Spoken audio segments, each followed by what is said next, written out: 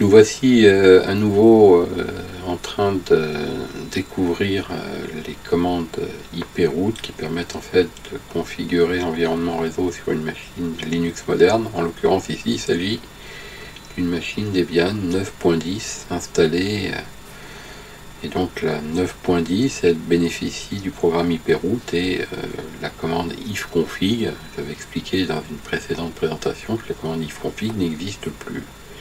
Et que si on veut rajouter cette commande, il fallait donc installer ce qui s'appelle le package NetTools. À ce moment-là, une fois que vous installez ça, attention, là j'ai fait une petite faute, une fois que vous installez ça, vous pouvez récupérer vos commandes. Alors par exemple la commande ifconfig qui réapparaît et qui fonctionne tout à fait standard, de manière standard. Donc, on avait expliqué, on avait vu que avec la commande IP adresse show, par exemple, on pouvait voir les adresses IP. Et ce qu'on peut voir aussi, c'est que on peut rajouter des options. Par exemple, si je mets ça, je ne vois que alors attention, je fais une bêtise, les options se rajoutent après la commande. Et après, on met les objets. Donc, voilà. Comme ça, on va avoir en fait que les adresses IP V4 et pas les V6. Si on compare les deux écrans qu'on obtient, là, on voit qu'il n'y a pas ici, tout à l'heure, il y avait une adresse IP qu'on voyait là, qui était juste en dessous, là, ici, net 6, et ben ici, elle n'y est pas, tout simplement. Donc c'est pas très flagrant, mais c'est visible. Et si on ajoute l'option "-o", donc juste dans le champ d'options ici, on va avoir en fait une écriture globale sur une ligne. Alors si l'écran le permet, parce que si l'écran le permet pas, vous aurez des retours lignes qui vont être moches en fait, qui vont en fait abîmer votre affichage, mais là on voit, je vais enlever le "-o", vous allez voir la différence. C'est plus facile à lire. Les choses sont bien sur une seule ligne. Donc c'est quand même plus agréable. Donc les options peuvent se combiner. Je vais montrer par exemple ici, on pourrait mettre -br, rajouter une option br comme brief. Ça permet de résumer. Brief, c'est résumé. Et là, vous voyez par exemple ENP0S3, on voit que son état il est à up et puis qu'elle possède plusieurs adresses IP. Donc c'est une lecture plus facile. Je vais enlever le "-o". Alors vous voyez que là, dans ce cas, comme j'ai le BR ça veut dire brief, donc résumé, il n'y a pas besoin de 3 ou 4 lignes pour écrire ça. Le "-o" est donc optionnel. Par contre, si j'enlève le "-4, là, je vois bien qu'il rajoute l'adresse IPv6 en fin de ligne sur mes adresses, enfin sur mes cartes réseau.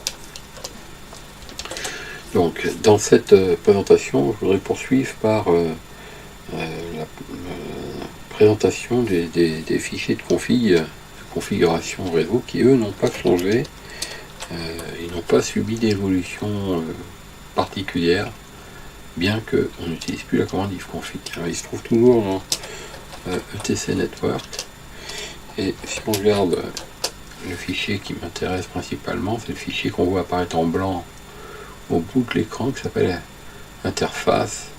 Le fichier interface, en fait, je peux tout configurer dans ce fichier, et par exemple, je vais ouvrir ce fichier en édition. Vous voyez ici que j'ai ma carte loopback là, ici, LO.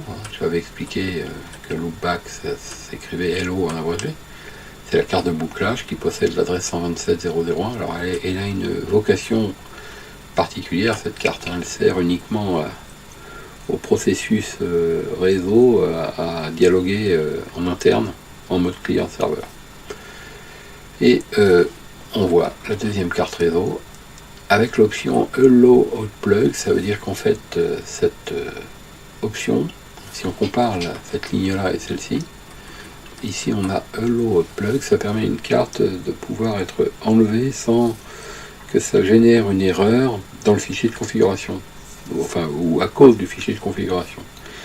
Alors dans quel cas c'est intéressant? Si la carte est notamment une carte amovible, par exemple une carte qu'on ajouterait sur un port USB, c'est assez souvent le cas avec les cartes Wi-Fi par exemple. Mais ça pourrait être le cas avec un adaptateur type 4G ou Bluetooth. Donc à ce moment-là, on préfère mettre Hello Hot Plug. Maintenant, si on est en mode serveur sur une carte qui est résidente, c'est quand même plus fréquent, plus standard de forcer la carte en activation. Par contre, attention, si cette carte était enlevée, ça provoquerait une erreur au démarrage de la machine, qui bloquerait pendant quelques minutes. La ligne du dessous, on voit que cette même interface, c'est son nom, est configurée pour réclamer une adresse IP par DHCP. Alors, par défaut, elle est configurée en DHCP grâce à ce mot-clé. Alors on peut faire une petite expérience. Par exemple, je peux rajouter une carte virtuelle. On ne l'avait pas appelée comme ça. On dit une sous-interface. Donc en mettant un préfixe, par exemple celui-ci, et lui demander de se configurer en statique, par exemple. Le NP0S3.2.1 et je configure cette carte en mode statique. Si je fais ça, aux lignes d'après, il faut que j'indique une adresse et il faut que ce soit cohérent. Par exemple celle-ci, et je ne peux pas mettre le masque sur la même ligne, il faut que je rajoute une ligne et que j'écrive le masque en tout chiffre. Alors, par exemple, je mets celui-ci. Bon, c'est le minimum vital pour que ça marche. Après, je pourrais rajouter quelque chose qui préciserait le réseau, mais ça n'a pas vraiment d'intérêt puisqu'il est déduit automatiquement entre la valeur du masque et de l'adresse par un et logique que la machine fait elle-même. Je peux ajouter aussi ce genre de choses. Mais alors attention, si je fais ça, par exemple, imaginons que je déclare ça, alors ça veut dire quoi? Ça veut dire que ma machine est configurée pour avoir une adresse IP supplémentaire en statique, c'est-à-dire écrit en dur. On dit écrit en dur dans le sens où elle est écrite dans le fichier de configuration. Et donc quand elle va démarrer, cette machine, elle va d'abord faire une requête DHCP avec cette ligne-là, enfin cette couple de lignes. Puis ensuite, elle va s'attribuer de manière statique, donc jusqu'à temps qu'on l'éteigne, elle la conservera une adresse IP qui sera donc celle-ci avec le masque que voilà.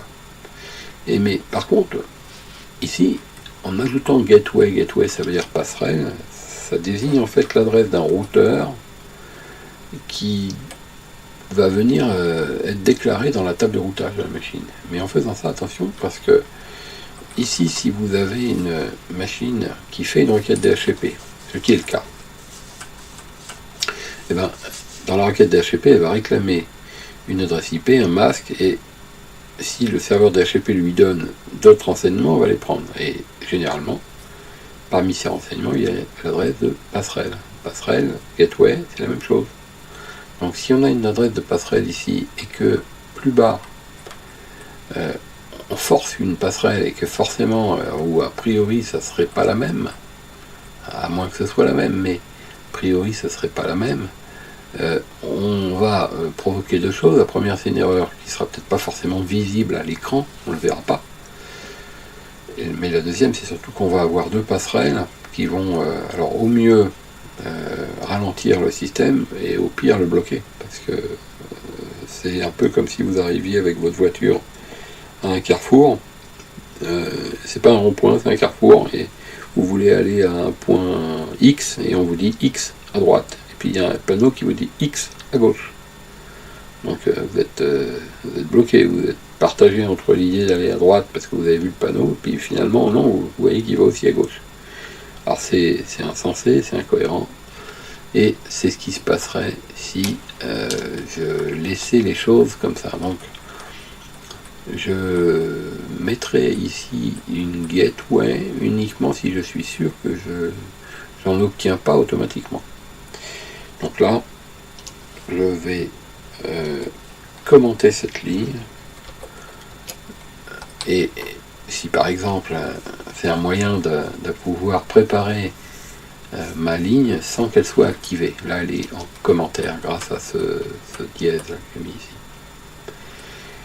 Après on peut ajouter, alors c'est pareil, hein, le commentaire que je viens de faire sur la gateway, il va également se poser pour les serveurs DNS. Les serveurs DNS, il faut mettre un S à DNS Name Server, il faut mettre un S ici, et là vous pouvez indiquer un ou plusieurs serveurs. Ici par exemple, je vais indiquer les deux serveurs les plus connus aujourd'hui, je dirais, dans le monde internet, les deux serveurs que Google a mis en place. Voilà. Donc, ces serveurs ici sont peut-être déjà attribués par la requête DHCP qui sera fournie ici. Mais ça ne posera pas de conflit, c'est pas un carrefour qui nous dit à deux endroits différents. Il nous propose de nous faire aider par différents serveurs. Ça ne provoquera pas le défaut qu'on a vu tout à l'heure. Donc voilà. Alors, je résume. Ma carte réseau est attribuée, se verra attribuer une adresse IP automatique si un DHCP fonctionne.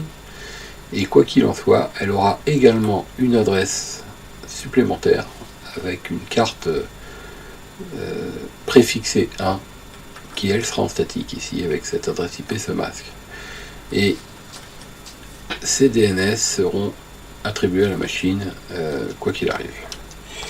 Nous quittons en ayant pris soin d'enregistrer. On redémarre le service qui s'appelle Networking et on regarde ce qui se passe. Alors attention, moi je suis au moment où je fais cette démonstration et je suis sur une machine à laquelle je suis connecté en SSH.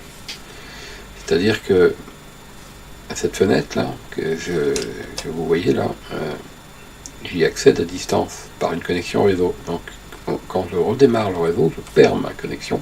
Elle se rétablit si tout va bien. Mais si elle ne se rétablissait pas, parce que mettons, je sais pas, j'aurais tapé un truc qui ne va pas dans mon fichier, ben, j'aurais été coincé. Là, en étant prudent, ça ne doit pas arriver, mais il faut savoir que quand vous travaillez à distance, en connexion distante, ce qui est mon cas, là ici je suis en connexion SSH, j'aurais pu très bien me retrouver mis à la porte, quoi. Donc alors, ça a fonctionné. On va juste maintenant vérifier avec IP adresse show qu'on a notre nouvelle adresse IP 10.00254 avec le masque 16 bits et le broadcast 10.00255.255 qui va calculer tout seul avec une carte préfixée en 2 points. Alors on la voit ici, ce que je suis en train de vous dire, ce bloc là. Donc ça a fonctionné. Maintenant, IP route show pour voir les routes. Hein. Donc on voit que on a en première ligne ici une passerelle. Donc alors vous voyez cette passerelle, on comprend qu'elle a été automatiquement configurée suite à la requête DHCP. Puisque moi j'avais mis en commentaire ma passerelle et qu'en plus c'était pas cette adresse là, donc on voit bien qu'il ne s'agit pas de ma passerelle. Là on voit pas d'autres passerelles, mais on voit d'autres routes. Les routes sont les routes auxquelles la machine en fait se connecte, c'est-à-dire elle adhère automatiquement à ces routes parce qu'elle possède des adresses sur ces réseaux. Mais sa passerelle par défaut, c'est-à-dire que si c'est pas ici, ni là qu'elle doit aller, c'est que c'est forcément ailleurs. Et pour aller ailleurs, elle ira passer par ce routeur-là, qui pour elle est le routeur de sortie. On appelle ça routeur par défaut. Donc voilà, la route est maintenant tracée, je dirais, pour sortir sur Internet pour cette machine. Alors, pour clarifier, sachez que moi, l'adresse qu'on voit ici en surlignage, là, ici, c'est bien l'adresse de ma box Internet. Donc, c'est par là que je vais pouvoir sortir sur Internet. On va envoyer un ping de 4 paquets vers 8888 et on voit bien que ça fonctionne. Les DNS. Alors les DNS, si je fais un ping, mettons google.fr, toujours pareil, je vais limiter à 2 paquets. 1, 2. Ça fonctionne, c'est résolu. Moi j'ai indiqué un nom, il me ping et il me résout l'adresse. Donc c'est bien une résolution DNS qui a permis de faire ça. Et cette résolution DNS, elle s'est faite par mon système de tout à l'heure, DNS Name Server, que j'ai indiqué. Si je fais NSLOOKUP, la commande NSLOOKUP n'existe plus non plus dans le concept IP route. Mais alors je ne vais pas l'utiliser, je ne vais pas la rapporter. On verra dans une suite aussi qui va consister à mettre en place les diagnostics. On verra comment l'utiliser. Enfin, l'équivalent. Alors, vous le savez peut-être déjà, mais il y a un fichier qui se trouve dans le dossier ETC qui s'appelle resolve.conf. Et en fait, ce fichier, par défaut, il est quasiment présent dans tous les Linux. Pratiquement toutes les distributions utilisent le même concept. Ce fichier, il est mis à jour automatiquement lors des requêtes DHCP. Ce qui veut dire que quand ma machine va redémarrer ou que je redémarre le service comme tout à l'heure en faisant cette commande-là, ce fichier, même si je l'ai effacé totalement, ce fichier resolve.conf, même si j'ai effacé totalement son contenu, c'est-à-dire que j'enlèverai tout ça en fait, j'effacerai tout ça,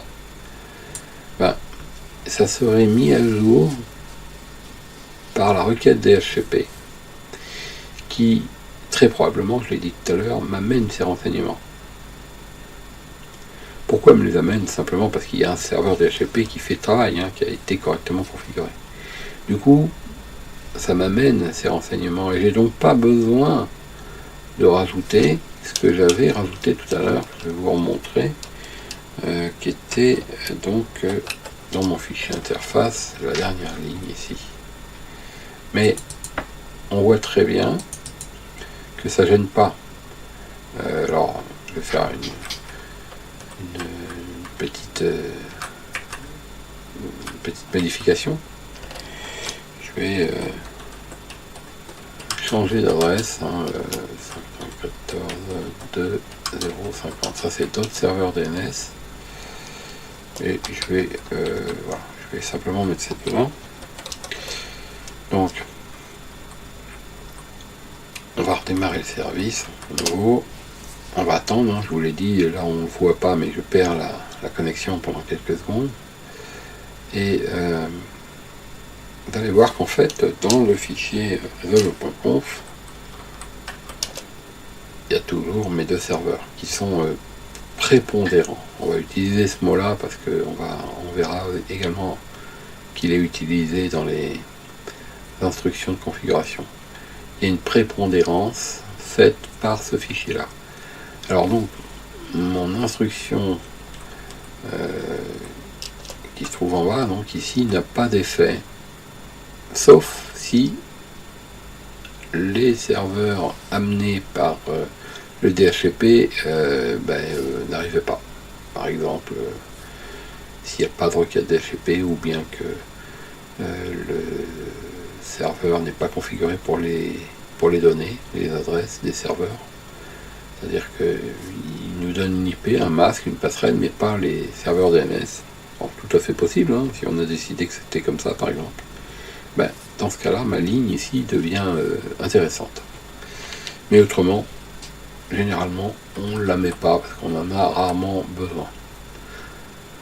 Bon voilà, donc ça peut jouer aussi le rôle de secours, c'est-à-dire que c'est des DNS supplémentaires qu'on pourrait rajouter aux DNS déjà obtenus. Et si un jour on ne les obtient pas, ils basculeraient sur cela. Voilà. Alors, dans cette présentation, en fait, qui était essentiellement faite pour montrer que malgré que on utilise maintenant la commande IP route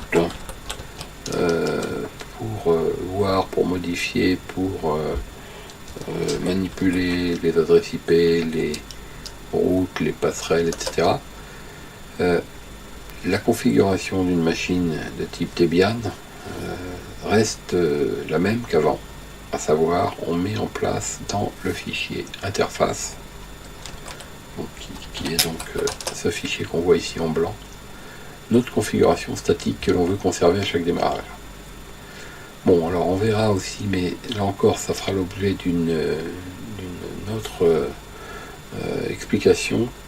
À quoi servent les dossiers qui apparaissent en bleu? Par exemple, vous voyez ici, il y a un dossier qui s'appelle if down.d, if postdown.d, if preup.d et if up.d. Alors ceux-là, en fait, je ne vais pas le détailler maintenant, mais simplement pour vous dire que ça permet de spécifier sous forme d'action qu'on voudrait faire réaliser à la machine, de le faire au moment où le réseau s'active ou il se désactive. Donc on a pré ou post, donc post c'est avant, pré c'est après, et au moment où ça s'arrête ou au moment où ça s'active, vous voyez le down ou le up. Ça permet de, en certains cas, par exemple, vous voyez, imaginons que on veuille que le Wi-Fi s'active après que le filaire soit activé. Ben, on ne mettrait pas la configuration Wi-Fi dans le même fichier que le filaire et on le mettrait après. Donc quelque chose comme if preup.d. C'est un exemple, hein. On n'utilise pas forcément, mais c'est un exemple. Ça permet par exemple de déclencher des tunnels VPN automatiques une fois que la configuration réseau est établie et qu'elle est stabilisée. Il ne faut pas que ça se fasse trop vite, il ne faut pas que ça se fasse dans la foulée immédiate. Donc on va permettre en fait, non pas de temporiser, mais d'être sûr qu'une première étape est terminée, est validée, est stabilisée, avant qu'une deuxième prenne le relais. Donc voilà. Là, c'est un peu bref comme présentation, mais ça sera détaillé un petit peu plus tard dans des cas de figure bien particuliers, notamment justement avec des VLAN et des VPN.